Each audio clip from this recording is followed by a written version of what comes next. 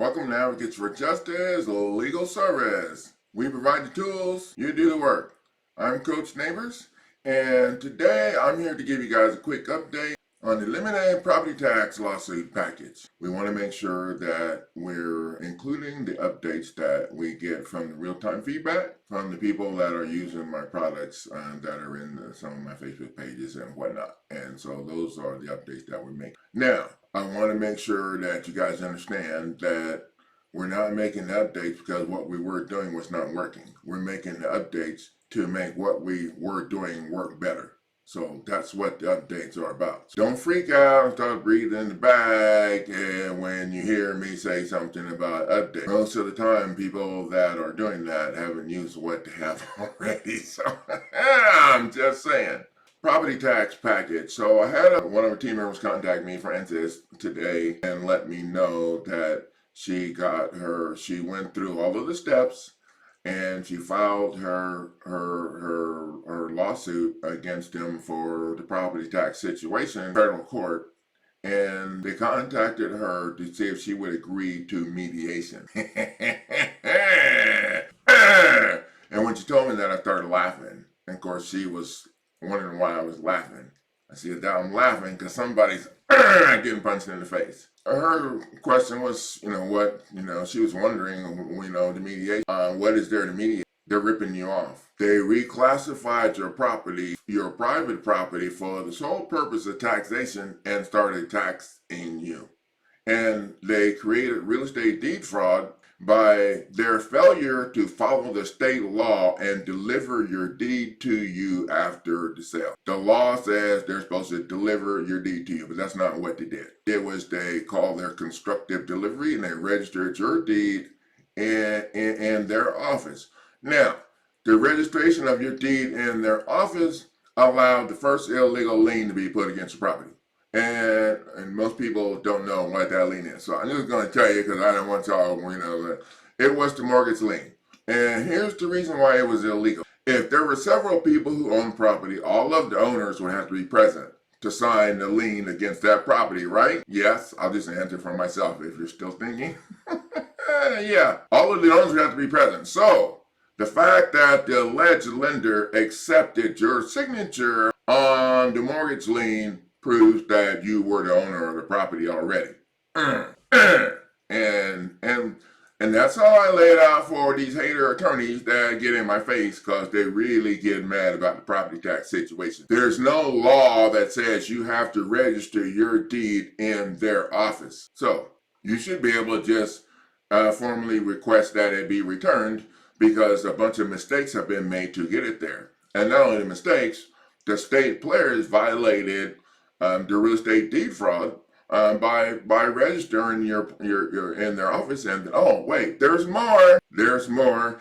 When they made a copy of your deed or whatever after it was processed to the Federal Reserve, it was a security, and they turned it into a security and processed to the Federal Reserve. When it came back, it is a security. They made a copy of it to send to you to make your ass believe that you had some control over your property. If your eye did that, it would be counterfeiting, pretty much. But, we're not that smart. We don't know this stuff, but I think we're learning. That's the problem that they have. Now, here's something to think about. If your deed was not in their office, if your deed was not registered in their office, could they prove that there was a lien against your property? An illegal lien? They need that deed to be in their office so they can attack it and put their liens and stuff on it. And here's the thing. There's a thing. Back in the day, there was no office to put your shit in like that. Back in the day, signed and notarized, and then you kept it in your family Bible. And if there was a problem or dispute over the property, whoever deed was notarized prior to the other one, because it ain't likely that they'd be both notarized at the same time, that's the way that worked. It was nice and simple. Now they tell you that you need to register your deed in their office so nobody can get on your property and all of that. And people have no idea. When you register your deed in the office, anybody has access to your property. There's people from other countries that are scamming and selling people's property and everything, and they're based off of their opportunity. They have to access your property information stored in their. And here's something too.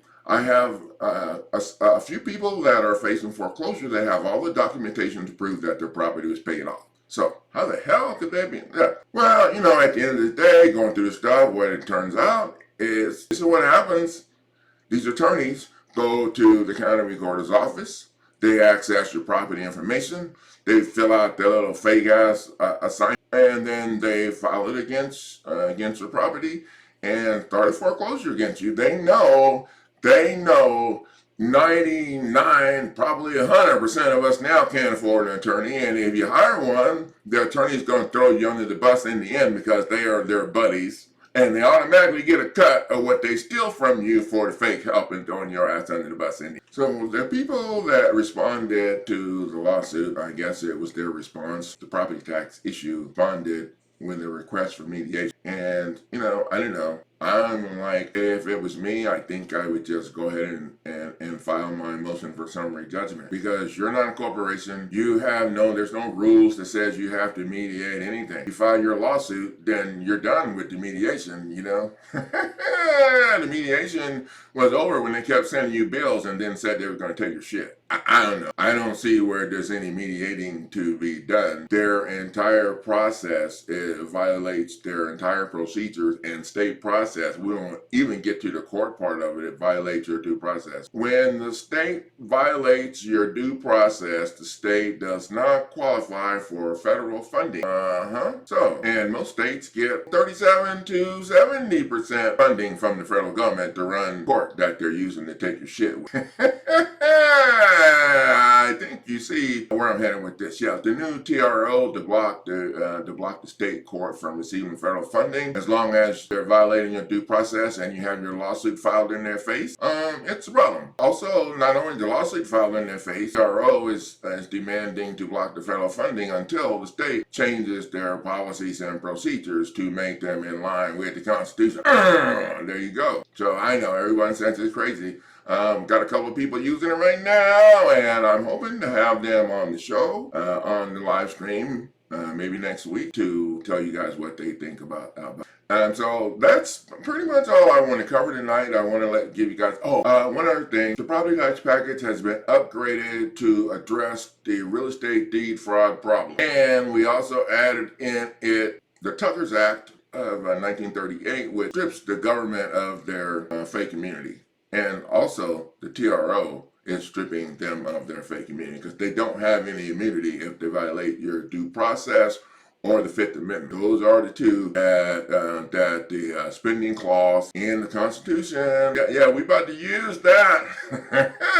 So you guys, I'm going to leave a link to TRO to block the state funding in the description and also in the comment section, so you guys can go and check it out. And the property tax package, I'm going to post it in Facebook, a link to it, so you guys can check it out too. Like I said, it's been upgraded and ready to go. And we're getting some pretty good responses back from it. Their requests for mediation. Thank you guys for the value of sharing your time. I'll see you in the next video.